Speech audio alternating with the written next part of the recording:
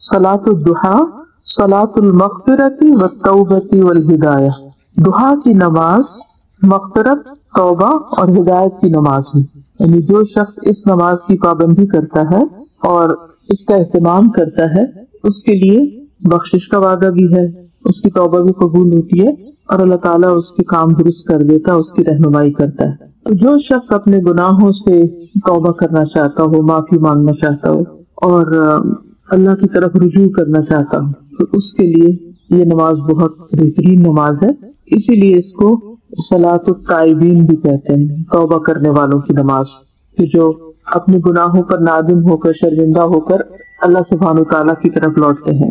क़ाल रसूलुल्लाह सल्लल्लाहु अलैहि वसल्लम ला युहाफ़िज़ु अला सलातिद दुहा इल्ला अव्वाबुन क़ाल वहिय सलातुल अव्वाबीन सहहुल अलबानी। रसूलुल्लाह सल्लल्लाहु अलैहि वसल्लम ने फरमाया, नहीं हिफाजत करता सलातुद दुहा की मगर अव्वाब शख्सी, अव्वाब, और ये सलातुल अव्वाबीन है। अव्वाब का मतलब है वो शख्स जो कसरत से अल्लाह ताला की तरफ रुजू करे, जो अपने हर मामले में अल्लाह सुब्हानहू ताला की तरफ लौटे। तो अव्वाबीन अव्वाब की जमा है, यानी ऐसे लोग जो अल्लाह की तरफ बहुत पलटते हैं, रुजू करते हैं, ये उनकी नमाज है। यानी आप देखिए कि मसलन वो उठे तहज्जुद पर, फिर उसके बाद फजर पढ़ी, फिर उसके बाद कुछ काम वाम किया या अपने तिलावत वगैरह की, अज़कार किए और उसके बाद सूरज निकल आया और फिर ये नमाज अदा की। तो ये वही शख्स कर सकता है जो बार बार अल्लाह सुब्हानहू तआला की तरफ पलटता है। और इसमें खास तौर पर अगर इंसान पूरे खुशू और खुजू के साथ ये नमाज अदा करता है तो उसका अजर और भी ज्यादा बढ़ जाता है। हदीस में आता है, नबी सल्लल्लाहु अलैहि वसल्लम ने फरमाया, फ़मन यतवद्दउ व युहसिनुल वुदू, जो वुजू करता है और अच्छी तरह वुजू करता है, यानी कि कोई हिस्सा खुश्क नहीं रहता, व युसल्ली खाशिअन बिक़ल्बिही व बदनिही, और अपने दिल और जिस्म के साथ खुशू इख्तियार करता है, यानी उसका दिल भी अल्लाह की तरफ झुका हुआ होता है और उसका जिस्म भी, यानी वो इधर उधर नहीं नमाज में देखता या कभी हिलजुल नहीं करता, बल्कि पूरी तरह अदब के साथ खड़ा होता है। फ़क़द वजबत लहुल जन्नह, उसके लिए जन्नत वाजिब हो जाती है। व गफ़र लहू मा तक़द्दम मिन ज़म्बी, और उसके पिछले सारे गुनाह माफ हो जाते हैं। तो कभी भी ये एहसास हो किसी भी गुनाह पे, किसी भी बात पे नदामत या शर्मिंदगी या घुटन का, तो उस वक्त इंसान, चाहे रात हो या दिन, ये जो सवाब है ये सिर्फ सलातुल दुहा के साथ नहीं, किसी भी वक्त इंसान जब दबाव का, स्ट्रेस का शिकार हो तो उस वक्त उठे, वुजू करे और दिल और जिस्म दोनों के साथ अल्लाह की तरफ तवज्जो करके नमाज अदा करे, तो ऐसे शख्स के लिए जन्नत की बशारत है। क़ाल रसूलुल्लाह सल्लल्लाहु अलैहि वसल्लम मा मिन अहदिन यतवद्दउ फयुहसिनुल वुदूअ व युसल्ली रकअतैनि यक़बलु बिक़ल्बिही व वजहिही अलैहिमा इल्ला वजबत लहुल जन्नह। जो शख्स भी वुजू करता है, फिर अच्छी तरह वुजू करता है, 2 रकातें पढ़ता है, अपने दिल और चेहरे के साथ अल्लाह की तरफ मुतवज्जो होता है, यानी उसका पूरा ध्यान उस तरफ होता है, मगर ये कि उसके लिए जन्नत वाजिब हो जाती है। यानी वो 2 रकातें जो पूरी की पूरी आप अल्लाह सुब्हानहू तआला के नाम डेडिकेट करें और इधर उधर दुनिया की बातें न सोचें। और ये आसान नहीं, काफी मुश्किल काम होता है, क्योंकि हर लम्हा दिल इधर से उधर भटक रहा होता है, तो उसको वापस पलटाना पड़ता है। इसी तरह अगर इंसान से कोई कमी कोताही हो जाए तो भी इंसान अल्लाह ताला की तरफ रुजू करे तो दिल का बोझ हल्का हो जाता है। इसका जो वक्त है, यब्दउ बादल इशराक़ी बिखम्सत अशर दक़ीक़ा व यंतही क़ब्ल आज़ान ज़ुहर बिखम्सत अशर दक़ीक़ा। ये सूरज निकलने के 15 मिनट बाद शुरू होता है और ज़ुहर की अजान से 15 मिनट पहले ये वक्त खत्म होता है। यानी इसका काफी लंबा वक्त है, जब भी आप चाहें इसको अदा कर लें। अक़ल्लुहा रकातानी अक्सरुहा ला हद्द लहू, कम से कम 2 रकतें, ज्यादा की कोई तादाद मुकर्रर नहीं, आप जितनी चाहें अदा करते रहें। फिर इसी तरह इस नमाज का फायदा ये है कि अल्लाह सुब्हानहू तआला ऐसे बंदे के मामलात की जिम्मेदारी ले लेते हैं। यानी बंदा अल्लाह सुब्हानहू तआला की तरफ मुतवज्जो होता है और अल्लाह सुब्हानहू तआला उसके काम अपने जिम्मा ले लेते हैं। ये जिस्म के 360 जोड़ों का सदका है। मेरे घुटनों में और जोड़ों में तकलीफ शुरू हो गई थी और चला नहीं जाता था। तो जब मैंने ये हदीस पढ़ाई 2 साल पहले, 3 साल पहले लंदन में 40 हदीस पढ़ा रही थी मैं, तो उसमें से एक हदीस में इसका जिक्र आ गया। तो इसमें मुझे क्लिक किया कि सदका जो है बलाएं टालता है, मुसीबतें दूर करता है। तो میں نے اس کا اہتمام کرنا شروع کر دیا اور اس نیت کے ساتھ کہ اللہ سبحانہ تعالیٰ یہ میرے جوڑوں کا صدقہ ہے تو آپ مجھے شفا دیں. تو الحمدللہ بغیر کسی دوائی کے وہ تکلیف اللہ کے فضل سے چلی گئی جو میں کبھی سوچ بھی نہیں سکتی. تو مجھے لگتا تھا میں فار لائف میں پھنس گئی ہوں اس میں. لیکن یہ کہ نوافل کا اپنا ہی ایک ثواب اور برکت اور فائدہ بھی ہے، اور اس کے ساتھ ساتھ یہ کہ بہت زیادہ اجر کا باعث بھی ہے. اس سے حاجتیں پوری ہوتی ہیں. یعنی اگر آپ کے دل میں کوئی حاجت ہے، کوئی آپ کو کوئی پریشانی ہے یا کوئی ذہن میں چیز ہے، تو اس وقت عام طور پہ ہوتا ہے ہسبینڈ بھی کام پہ چلے گئے، بچے بھی پڑھنے چلے گئے اور انسان سکون کے ساتھ گھر میں اکیلا ہوتا ہے، آرام سے بیٹھ کے نماز پڑھ کے اللہ سے باتیں کرے، اپنی حاجات اللہ سبحانہ تعالیٰ کے سامنے رکھے. یہ کم سے کم 2 رکعتیں ہیں، اور جو زیادہ پڑھتا ہے اللہ تعالیٰ اس کے لیے اور زیادہ فائدے بڑھا دیتے ہیں. یعنی جو اس میں جتنا اضافہ کرے گا اتنا ہی اس کو فائدہ ہوگا. اور آپ دیکھیے کہ 2 رکعتیں پڑھنے میں کتنی دیر لگتی، 5 منٹ لگتے ہیں. بہت ہی آپ آرام سے پڑھیں تو 8-10 منٹ لگ جائیں گے. سورت کون سی پڑھیں؟ اچھا، اس کے لیے ایک بڑا اچھا یہ ہے طریقہ کہ آپ قرآن مجید کی کوئی نہ کوئی، جیسے 30واں پارہ ہے یا 29 ہے یا جو بھی، جہاں سے بھی آپ کا دل چاہتا ہے تھوڑا تھوڑا حفظ کرنا شروع کر دیں. خاص طور پر وہ خواتین جن کی اب بہت ذمہ داریاں نہیں رہی اور صبح کا وقت جب ینگ ہوتے ہیں تو بچوں کو اسکول بھیجنا، یہ کرنا وہ کرنا، بہت بھاگ دوڑ لگی ہوئی تھی. لیکن جب یہ ذمہ داریاں ذرا کم ہوتی ہیں تو انسان کے پاس کچھ فراغت ہو جاتی ہے نسبتاً، کیونکہ گھر کے کام تو انسان تھوڑا ٹھہر کے بھی کر سکتا ہے. تو آپ جیسے بیٹھے ہوئے ہیں اور پھر سورج نکل آیا ہے اور آپ ابھی ذکر اور عبادت میں، کیونکہ اس کا اپنا ایک بہت بڑا ثواب ہے، بہت بڑا اجر ہے.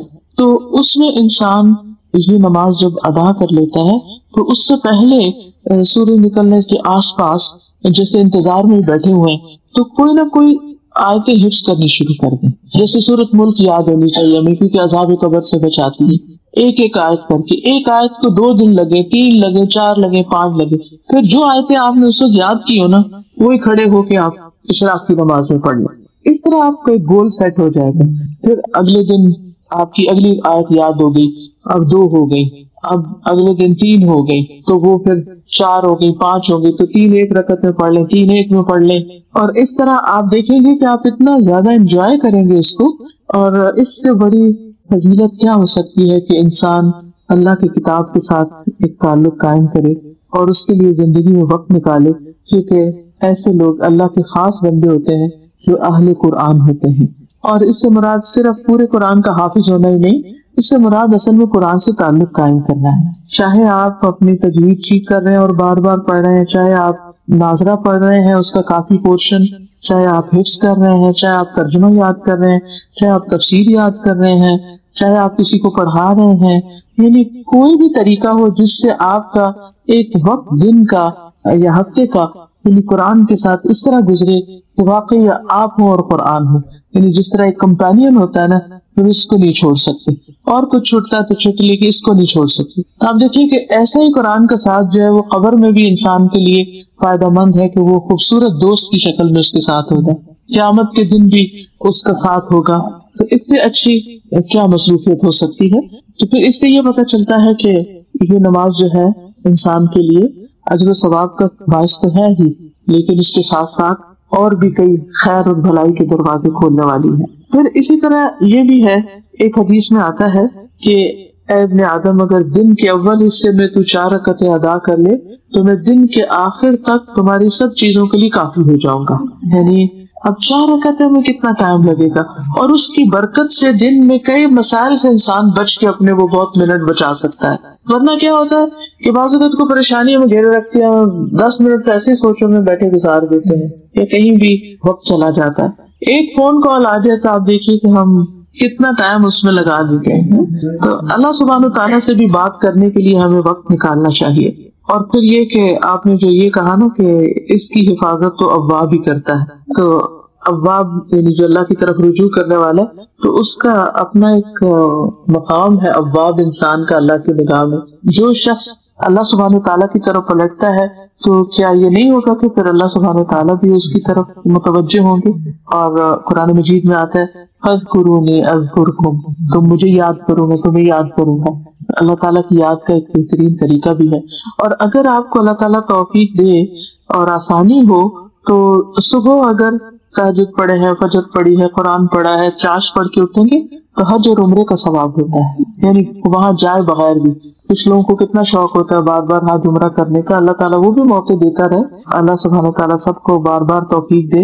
लेकिन ये है कि जिसको उसका शौक होता है वो घर बैठे भी ये अजर सवाब कमा सकता है। जी, कोशिश करनी चाहिए कि ना कोई बात हो, मगर ऐसे भी चुप का रोजा नहीं है कि अगर किसी को कोई चीज चाहिए और वो आपसे पूछ रहा है तो आप उसको कहें कि मुझे बोलना नहीं है। लेकिन ये कि बिला वजह खामखा बैठ के बातें ना करें या उसको फोन कॉल्स ना ले।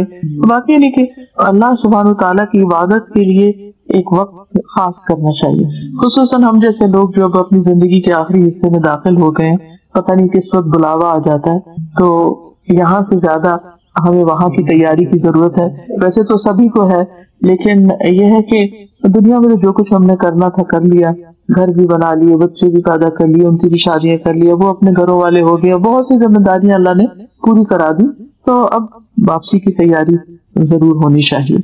अस्सलाम वालेकुम व रहमतुल्लाहि व बरकातहू। नमाज इशराक, इशराक का लफ्ज शर्क से है, शीन रेकाफ, इसी से मशरिक का लफ्ज है। तो नमाज इशराक वो नमाज जब सूरज मशरिक से तुलू हो जाए उसके बाद पढ़ी जाने वाली नमाज। दुहा के माने हैं दिन का चढ़ना, इशराक के माने हैं तुलुए आफ्ताब। बस जब आफ्ताब तुलू होकर एक नेज़े के बराबर बुलंद हो जाए तो उस वक्त नवाफिल का पढ़ना नमाज इशराक कहलाता है, यानी तकरीबन 15 मिनट के बाद। ज़ैद बिन अरकम रजी अल्लाह अन्हु से मरवी है, हदीस में इस नमाज को सलातुल अव्वाबीन भी कहा गया है। अव्वाबीन का लफ्ज अव्वाब से है। अव्वाब का क्या माना होता है? रुजू करने वाला, बार बार पलटने वाला। मगरिब और इशा के दरमियान पढ़ी जाने वाली नमाज को जिस रिवायत में सलातुल अव्वाबीन कहा गया है वो मुरसल है, यानी ज़ईफ है। आमतौर पर हमारे यहाँ क्या मशहूर है, अव्वाबीन की नमाज मगरिब के बाद पढ़ते हैं लोग, जबकि सही हदीस के मुताबिक ये नमाज इशराक की नमाज है। और ये जो बार बार पलटने की बात है ना, अब ये है कि जैसे तहज्जुद की नमाज के लिए अल्लाह के हुजूर हाजिर हुए, फिर फजर की नमाज के लिए फिर पलटे, तो फिर इशराक की नमाज के लिए, तो ये बार बार पलटना जो है यही दरअसल अव्वाब होना है। हजरत अबू ज़र रज़ी अल्लाह अन्हु से रिवायत है कि रसूलुल्लाह सल्लल्लाहु अलैहि वसल्लम ने फरमाया, युस्बिहु अला कुल्ली सुलामा मिन अहदिकुम सदक़ा फकुल्लु तस्बीहतिन सदक़तुन व कुल्लु तहमीदतिन सदक़ा व कुल्लु तहलीलतिन सदक़ा व कुल्लु तकबीरतिन सदक़ा व अम्रुन बिल मारूफि सदक़ा व नह्युन अनिल मुनकरि सदक़ा व युज्ज़िउ मिन ज़ालिका रकअतानि यरकउहुमा मिन अद्दुहा। हर आदमी पर लाजिम है कि अपने जिस्म के हर बंद के बदले, यानी हर जोड़ के बदले सदका खैरात करे। बस हर तस्बीह सदका है, यानी सुभान अल्लाह पढ़ना। हर तहमीद यानी अल्हम्दुलिल्लाह कहना सदका है। हर तहलील यानी ला इलाहा इल्लल्लाह कहना सदका है। हर तकबीर यानी अल्लाहु अकबर कहना सदका है। अमर बिल मारूफ सदका है और नही अनिल मुनकर भी सदका है। और इन सब चीजों से दुहा की 2 रकतें किफायत करती हैं। यानी अगर ये बाकी काम आप न कर सके किसी मजबूरी से, तो आप ये 2 रकतें पढ़ लें तो गोया आपने अपने दिन का सदका दे दिया। और अगर कोई शख्स ये 2 रकतें भी पढ़े और उसके साथ साथ बाकी काम भी करे तो लाजमी तौर पर वो दूसरों से आगे होगा। आमतौर पर जब इस तरह की हदीसें हम पढ़ते हैं तो हम सोचते हैं चलो ठीक है, बाकी तो छोड़ो, छुट्टी ये कर लेते हैं, शॉर्टकट ढूंढ के बस सिर्फ एक छोटा काम करने के लिए तैयार होते हैं। जबकि सहाबा कराम की आदत क्या थी, वो क्या किया करते थे? उस हदीस को याद करें जिसमें आप सल्लल्लाहु अलैहि वसल्लम के पास लोग आए और कहने लगे, या रसूलल्लाह, मालदार लोग तो आगे निकल गए। और फिर उन्होंने कुछ तस्बीहात सीखी और वो अदा करने लगे। फिर वो मालदार लोगों को भी पता चल गया। उन्होंने ये नहीं सोचा मालदार लोगों ने कि ठीक है हम सदका खैरात करते हैं तो अब हमें और तस्बीह पढ़ने की या कुछ और करने की क्या जरूरत है। वो सदका खैरात के साथ साथ तस्बीह भी करने लग गए। तो इस हदीस का मतलब ये नहीं है कि हम तस्बीह छोड़ दें और अम्र बिल मारूफ और नही अनिल मुनकर छोड़ दें और सिर्फ ये 2 रकतें पढ़ के मुतमईन हो जाएं। ये बात कहने का मतलब ये है कि इन 2 रकतों का अदा करना इतना अजर सवाब का बायस है कि गोया इन सारी नेकियों को कर लेना है। लेकिन वो नेकियां अपनी जगह बाकी हैं, وہ الگ سے کریں گے تو وہ اصل شکل میں ہوگی. جیسے قل هو اللہ پڑھنا 1/3 قرآن کے برابر، اس کو لوگوں نے کیا سمجھا، اور کچھ نہ پڑھو، خالی قل هو اللہ ہی پڑھتے رہو، 3 دفعہ پڑھ لو پورے قرآن کا ثواب ہو جائے گا. اسی طرح حرم میں 1 نماز پڑھ لو، 1,00,000 نمازوں کا ثواب. لیکن وہ 1,00,000 نمازوں کا ثواب یہ تھوڑی ہوتا ہے کہ آپ کی 1,00,000 نمازیں بھی ادا ہو گئی. تو ہر کام اپنی جگہ کرنے سے ہوتا ہے. ہاں، یہ سمجھانے کے لیے ہوتا ہے کہ اس کام کا اجر و ثواب کتنا زیادہ ہے. رسول اللہ صلی اللہ علیہ وسلم نے فرمایا، اللہ تعالیٰ فرماتا ہے، اے آدم کے بیٹے، خالص میرے لیے 4 رکعتیں، خالص میرے لیے 4 رکعتیں اول دن میں پڑھ، یعنی اشراق کی، میں تجھ کو اس دن کی شام تک کفایت کروں گا، تیرے سارے کام ہو جائیں گے. اب آپ دیکھیے کہ یہ جو 4 رکعتیں ہیں، ان میں جو خصوصیت کے ساتھ اجر کے لیے شرط رکھی گئی وہ کیا، خالص میرے لیے. اچھا، عام طور پہ ہم نفل پڑھتے ہیں تو کس طرح پڑھتے ہیں؟ جیسے اس روز مجھ سے کسی نے پوچھا جب میں تہجد کی نماز کے بارے میں بتا رہی تھی کہ کیا خیال ہے اگر اس روز یعنی تہجد کے وقت 2 رکعت تحیۃ الوضو کے پڑھ لیے جائیں، 2 حاجت کے پڑھ لیے جائیں، 2 استخارے کے پڑھ لیے جائیں، 2 فلاں کے پڑھ لیے جائیں. تو بات یہ ہے کہ ٹھیک ہے آپ وہ 2 مختلف نیتوں سے پڑھ لیں، لیکن تہجد تو تہجد ہے. اسی طرح جب ہم یہ نفل بھی پڑھتے ہیں تو عموماً ہم کیا کہتے ہیں، چلو حاجت کے پڑھ لیتے ہیں یا کوئی استخارہ کر لیتے ہیں، یعنی کوئی نہ کوئی غرض ساتھ لگا لیتے ہیں. برائی کچھ نہیں ہے اس میں، آپ لگا سکتے ہیں غرض، لیکن کوئی عبادت تو ایسی بھی ہو جو کسی غرض کے بغیر ہو، یا نہیں؟ ہاں، اپنی ساری غرضیں اللہ کے سپرد کر دینا اور خالص اس کے ہو جائیں، پھر وہ آپ کی ہر چیز کے لیے کافی ہو جائے گا. اصل میں ہمارا ذہن یہ ہوتا ہے کہ جیسے مختلف چیزیں ہمارے ہاتھ میں ہے نا، ہم یہ کر کے یہ کروائیں اللہ تعالیٰ سے، یہ پڑھ کے یہ کروائیں، اس چیز سے یہ مسئلہ حل کرائیں. لیکن وہ جو ایک مکمل بھروسے کی کیفیت ہے، ایک توکل اور یقین اور ہر غرض سے اوپر اٹھ کے خالص اس کا ہو جانا، اس کا لطف ہی کچھ اور ہے. سمجھے کیا کہ میں یہ صرف اللہ کے لیے اپنے آپ کو خالص کر کے پڑھ رہی ہوں، مجھے کوئی اس کے بدلے دکھاوا نہیں کرنا کہ میں دوسروں کی نظر میں اچھی ہو جاؤں کہ لوگ سمجھو بہت نفل پڑھنے والا ہے. تو خالص کام اور ملاوٹ والا کام فرق ہے.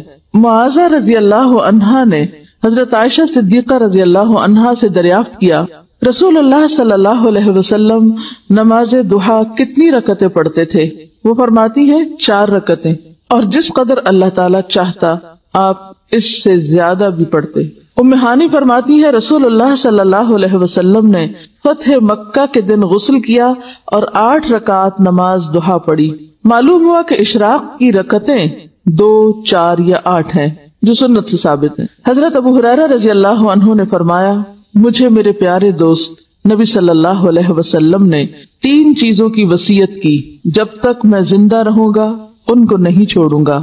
ہر عربی مہینے میں ایام 20 یعنی 13، 14 اور 15 کے 3 روزے، چاشت کی نماز اور سونے سے پہلے وتر پڑھنا.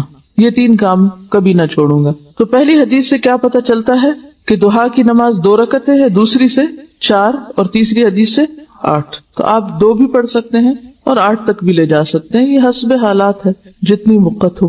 حضرت ابو ہریرہ رضی اللہ تعالیٰ عنہ کی مصروفیت کچھ اور طرح کی تھی، تو تہجد کے لیے نہیں اٹھ سکتے تھے، تو وہ سونے سے پہلے پڑھ لیتے تھے. سب کے لیے ہو سکتا ہے. اگر آپ تہجد پڑھنا چاہتے ہیں تو پھر تو آپ صبح ہی پڑھیں گے، وہ تو الگ مسئلہ ہے. اصل میں یہ اشراق چاشت ایک ہی ہے، اگر ذرا پہلے پڑھ لیں تو اشراق ہے، تھوڑا دیر سے کریں تو چاشت ہے. ٹھیک ہے، اصل میں وہ صبح کی نماز ہی ہے، ایک طرح سے سورج طلوع ہونے کے بعد کی نماز ہے. بیسیکلی ذرا دھوپ بلند ہو جائے تو وہ ضحیٰ ہو گیا. سورج نکلنے کے تھوڑی دیر بعد یعنی 15 منٹ کے اندر پڑھیں تو اشراق کہلائے گی. ذرا تھوڑی تاخیر کرے اور دھوپ خوب چمک اٹھے تو ضحیٰ کہلائے گی. لیکن بیسیکلی ایک ہی نماز ہے، تھوڑا وقت کے آگے پیچھے ہونے سے نام بدل جاتا ہے. ان کا سوال یہ ہے کہ کیا اس کے لیے مصلی پہ بیٹھے رہنا ضروری ہے؟ اگر بیٹھے رہیں تو بہت زیادہ ثواب ہے، حج اور عمرے کے برابر ثواب ہے. لیکن اگر نہ بھی بیٹھے تو اس کا یہ مطلب نہیں کہ آپ اشراق کے لیے دوبارہ نہیں آ سکتے. یہ 4 رکعتیں یا 8 رکعتیں 2 کر کے پڑھیں گے، یعنی ہر 2 رکعت کے بعد سلام پھیریں گے. ان کا سوال یہ کہ چاشت کی نماز کتنے بجے ہے؟ دیکھیے کہ بجے کی حدیث میں کسی بھی نماز کا وقت گھنٹوں کے حساب سے یا بجے کے حساب سے نہیں بتایا گیا.